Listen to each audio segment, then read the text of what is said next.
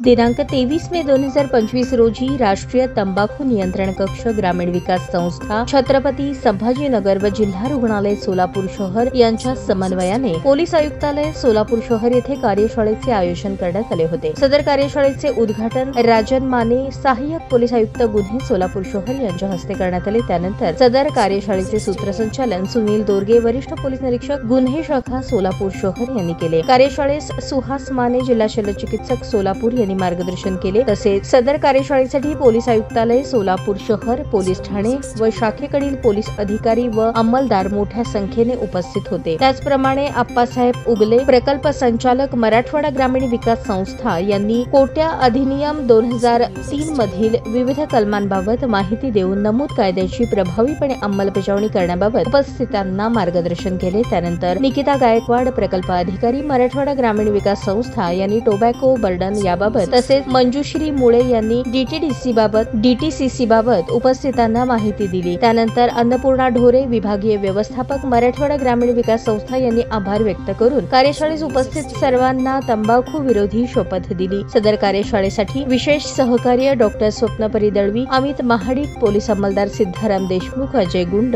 यांनी केले।